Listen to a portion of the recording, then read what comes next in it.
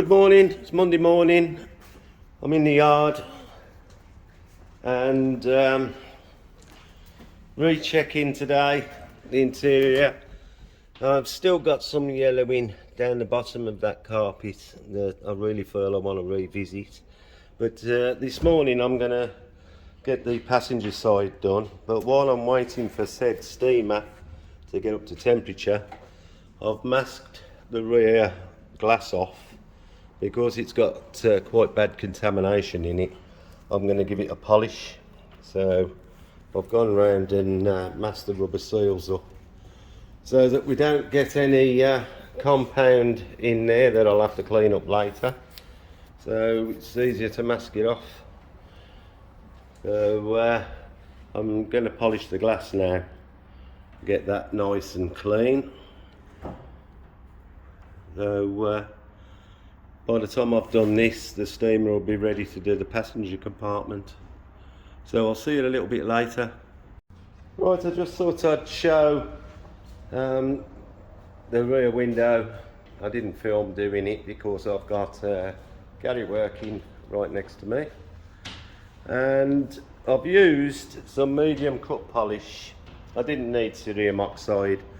I've used the battery operated flex, whatever it is. You can see what it is. I can't read it. Anyway, I've give it a good polish now. I'm just going to clean it off with some window cleaner and just check that I've got all the staining out. And the steamer is very, very close now to being ready. So get this wiped down. Then I'm going to start the seats. I won't bother showing you the passenger side. You watch the driver's side being done. So I'll see you a little bit later.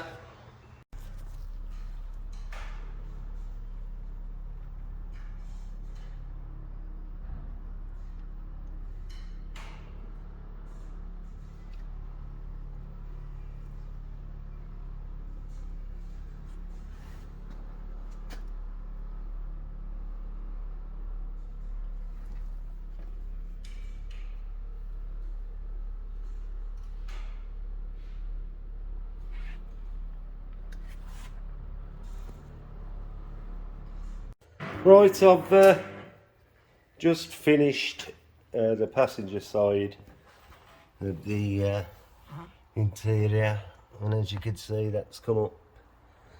Seats come up really well. Looks all lovely. And the rear. Now, I've had an issue with a stain that I've previously showed. Now this is basically it's moisturiser, and the constant shutting the door, the moisturiser has become part of the leather colour. It's gone really, really deep, and I've used everything in the arsenal to try and lift as much of it out as I could. I've even gone to the point of using the Furniture Clinic's Ultra Clean. Now, what'll happen if I keep rubbing it, it'll start fluffing up the leather. So I've removed as much of it as I dare because I don't want to start bleaching it. So unfortunately I can't remove everything, but I have got 80% of it out, so it doesn't look so bad.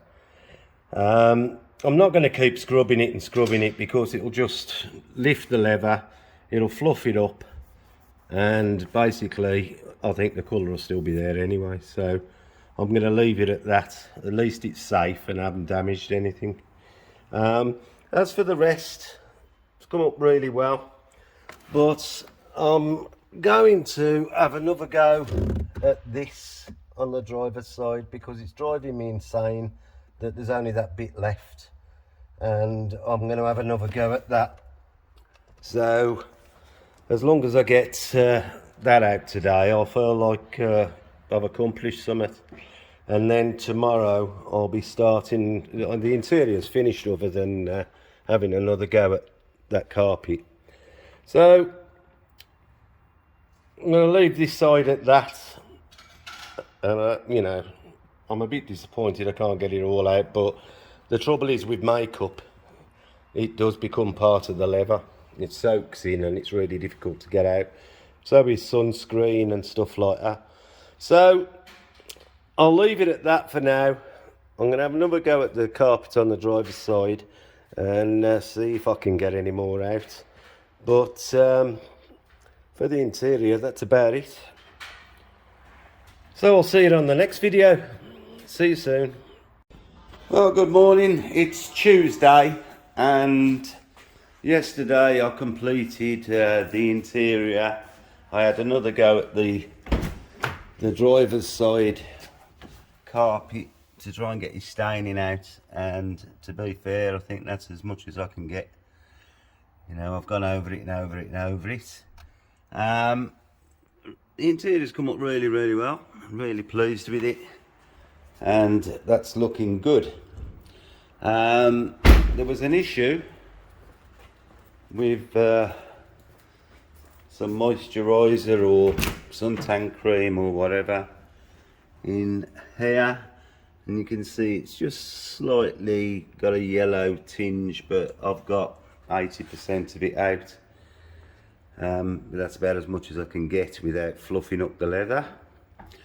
So I've masked the roof off.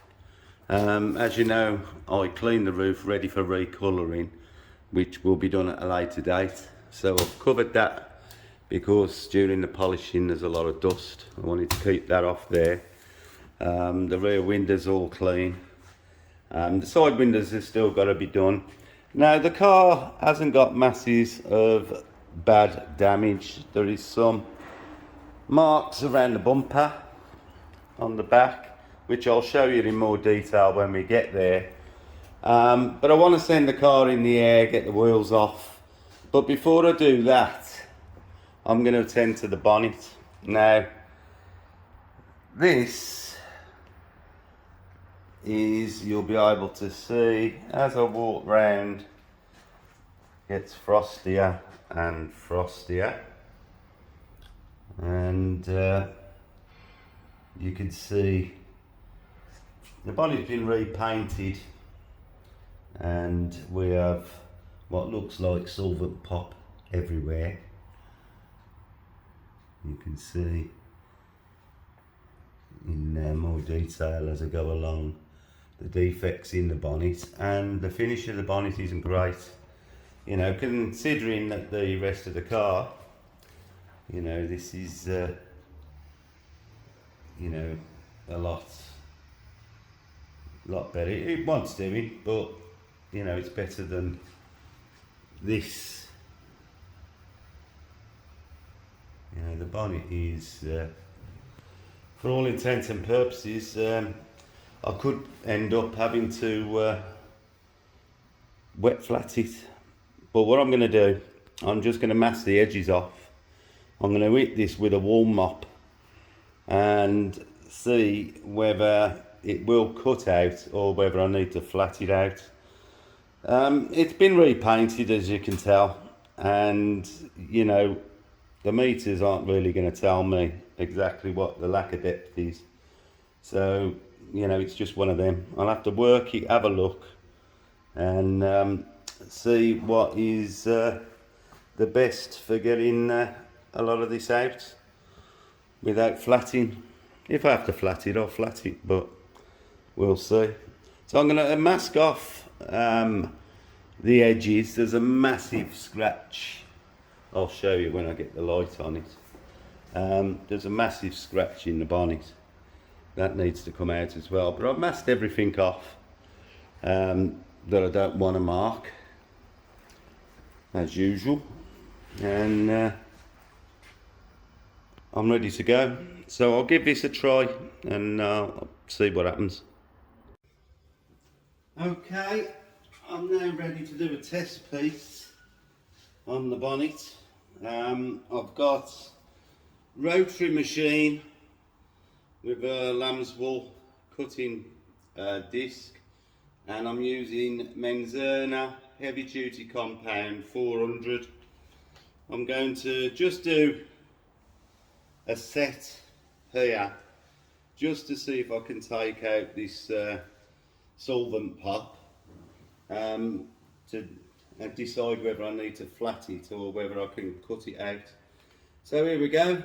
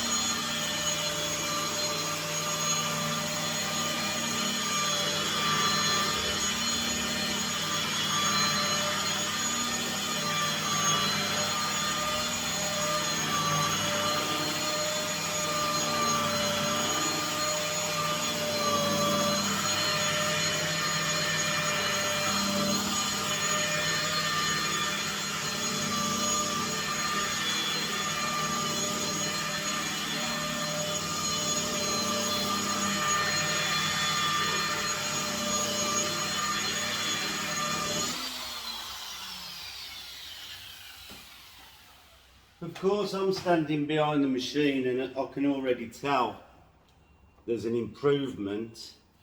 We just need to see whether it's enough.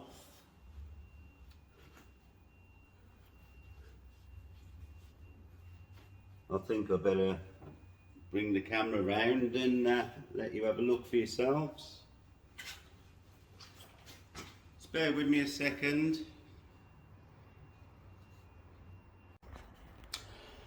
Right, I've just finished that set, and it is only the first set, a couple of minutes, and it still needs a lot more, but already I can see that we're cutting the pop down. Let's see if I can show the difference. That's where I haven't done, and this is where the set's just been done. There's still more to get down, but this is I'll see if I can blow it up. It's already a vast improvement over that. You can see the difference in the grain. If I come back down, and that's really just after a test piece. So I now know that I can get the solvent pop down without flatting, so I'm going to continue over the bonnet doing exactly the same thing, and once I've got the pop down with the first cutting stage, I can then start refining the gloss and the depth into it. But you can clearly see, I'll move the light about and expand it a bit. you can see the sort of grain that we're working with. There's also a big scratch here somewhere that runs across the bonnet, but I'm going to go over all the bonnet now. You know, it's going to be a couple of hours work, I suppose, and then we'll have a look after it's cut. So I'll see you in a couple of hours. Well, I've just finished the first cutting of the bonnet and pretty much removed most or all the signs of the solvent pop.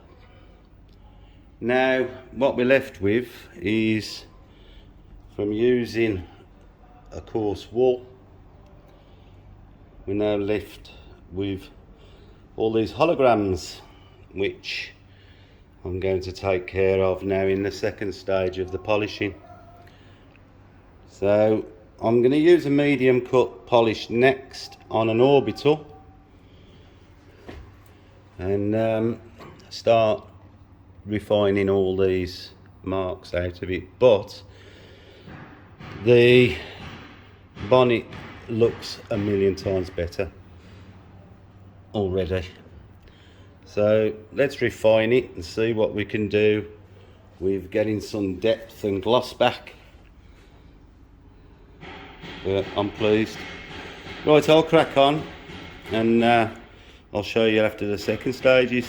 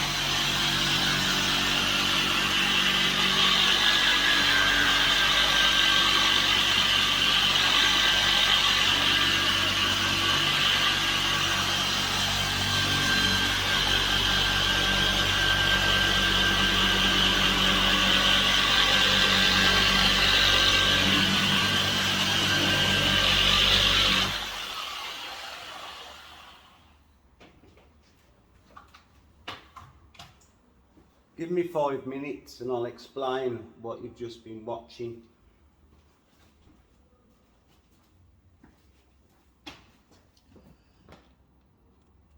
Yeah, you've just saw a short video of me in the second stages of polishing this bonnet. Now, the eagle-eyed, and this information is probably more for the beginner detailer than it is for the experienced detailer, but you'll see me tape up the edges of the bonnet all the way around. Now, primarily it's to protect the edges of the paint, but the other reason that I do it is when I look round the car, we all know this bonnet was painted and we all know it was all frosty, but there's enough paint on it for me to take the frost out. But where the tape lines were, imagine the tape run over the edge of the bonnet and the edge of the wing. But I was taking in consideration when I was cutting this bonnet, I stayed away really from about here. The tape is here, and I only lightly flicked on to these edges. The reason being, I looked at the finish of the wing and I wanted to have a transition of light that looked the same as the wing. We know that it's been painted, but by the reflection, I didn't want anybody else to be able to tell that it's been painted. So while I've been cutting, I've consciously left a lot of this edge as it was. I've took the pop out, but it wasn't as bad at the edges. But on the second stage, which you've just watched, what I've been doing is taking the wing off at the same time as the edge. So now, when you look at the light transition, wherever you look at it on the car, the light transition between the bonnet and the wing looks the same. There is no difference. If I'd have took all this down till it was smooth and like glass and a dead straight line of light there, I'd have had to do exactly the same on the wings. But the wings don't need as much work as the bonnet did. So thinking about all these things before you start polishing enables you to give you a finish that you can see the light transition wherever you look looks exactly the same. Yes, it's a little bit more orange peely here, but the wings orange peely there. So it just matches exactly. So what I could have done, I mean, if I'd have wet flatted the bonnet and gone to the edge, which I wouldn't have done anyway, because you've all seen me wet flat and tape off the edges, I'd have still been able to get the same sort of finish and transition, but I probably would have had to tape more off the wing. So if you think about the job before you start, how you want it to look after, yes, I could have got this a lot flatter, but we'd have had to get the rest of the car flatter. Whereas we've got a superb finish. I mean, this has got to have a finishing stage yet.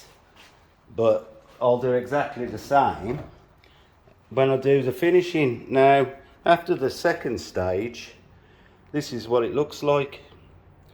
Now, the reason it looks this good now is because I've used a Maguire's finishing pad with Menzana 2500 medium cut, and it's give it a really good finish.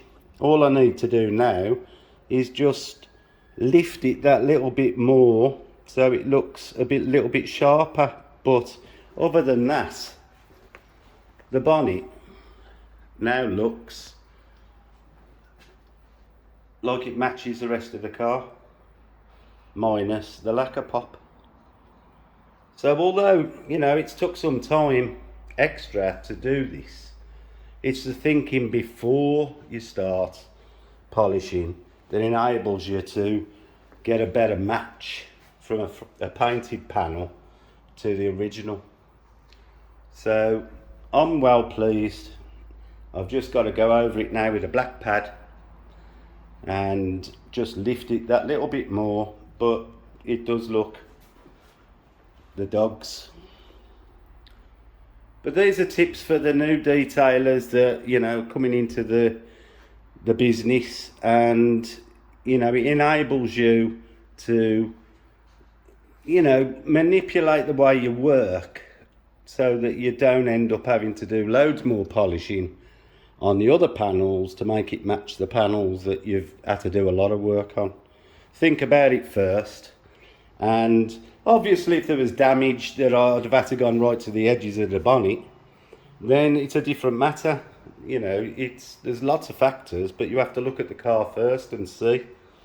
You know, this you know, I've been doing this years and years, and it's just a natural thing now that you just look at it and think, can I match that finish? How far have I got to go? Will I have to go further? I mean, to be honest, I wouldn't have known to start with the amount of solvent pop this had, that I didn't have to go further. Now, if I had gone further, I'd have had to do the edges of the wings a little bit further just to match the light transition. So think about your job. It'll come natural in the end, but these are the things I think that, you know, make a job, is the thought that goes into what you're doing. You know, I mean, it's chalk and cheese to what the bonnet looked like when it came in, and now, you know, an experienced painter would know this has been painted, but the general public or the owner wouldn't. You know, he knew the bonnet had been painted, but if you sold this car on, you know, they wouldn't see any difference to make them look. So all I'm saying is try and think about what you want to do, what you want to achieve, and the best way of achieving it. Always protect your edges when you're doing a lot of heavy cutting, especially with wall pads, because you are going to end up going through. If you don't go through the bonnet line, you'll go through the wing line. You know, it's you know, I've done it myself years and years ago, and I still protect myself now, because these are expensive cars that I work on, and to get them repainted, you're looking at £1,000 job for a bonnet. So if you go through and you've got to have it painted, it comes out of your pocket. And as you know, we don't earn that much to be able to soak up £1,000 worth of giving it away, just because we've created the damage. So there we have it. I'm just going to finish off this bonnet now with a final stage, and I've been on this 3.5 hours so far, and I've probably got another half an hour to finish it. So it's took the best part of a day, but it's changed the total look of the car now. You know, you know, this panel let the car down, and it doesn't anymore. So there we have it. I'll see you on the next one. Sorry if I've bored some of you with that, but, you know, trying to show, you know, the thought that goes into these things. We're not just throwing a polish around. You know, it's a little bit of skill and intelligence and common sense. So there you have it. I'll see you later. Before I go any further than the bonnet, I'm going to have a look at this PPF. Now, let's get a light. Might be easier to show, but you can see the PPF is in quite bad shape on this nose of this front panel. Now what I'm going to do first, I've just wiped it all down with panel wipe so I can see what I'm playing with. You can see there's scratches all over it. Yeah, we've got a few stone chips in it, but that's what it's there for, to protect. Now, if it's one of the newer quality PPFs, if I warm it up, a lot of these scratches should disappear. So next on the agenda is to get the heat gun out and see if it works. If it doesn't, it means it's the old style PPF, and there's not a terrific amount I can do to improve it, although I'll still polish it, but we'll have to see. But as you can see, there's, you know, it's badly scratched. Be nice if they came out. I'm not holding my breath though, but we'll have a go. If it works, I'll show you. Right, just having a closer look at these scratches. They've not come out with the heat gun, so it's just a generic PPF that's been put on. So I've now removed the number plate and surround, and I'm going to try and polish some of them out. How successful this is going to be, I don't know, but we're going to try. So I'm going to have a go at it, and I'll show you any of the results if they're worth looking at. I'll show you anyway. Now I'm going to use the wool on a rotary. I'm going to be quite vicious with it. It is plastic at the end of the day, but you know, I am going to have to be aggressive to try and remove some of this. Right, I'll see you later.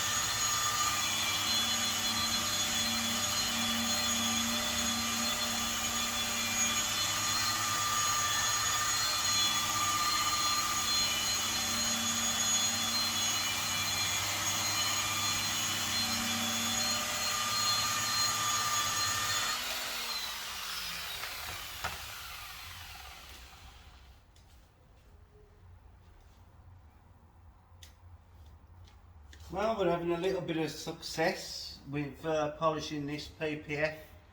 Not getting everything out of it, but it's certainly glossing it up, and it certainly got rid of some of the marks. So I'll get the light out and I'll show the difference. So I'll be back with you in a minute. Right, well, this is really what we've started with these scratches everywhere, and as I showed you earlier.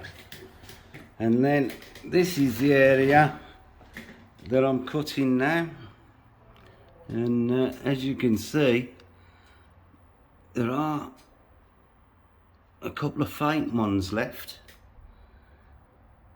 But overall, I mean, this is with an heavy cut paste, so it'll have to be refined, because you can see the flare off it. But at the moment, while cutting, and then we come over to where I haven't done yet. So it is making a difference, and it's glossed it up. You know, this is really lackluster, this side. And that's starting to get some nice gloss, so it is coming up better. So I'm just going to crack on with this then. I'll see you later.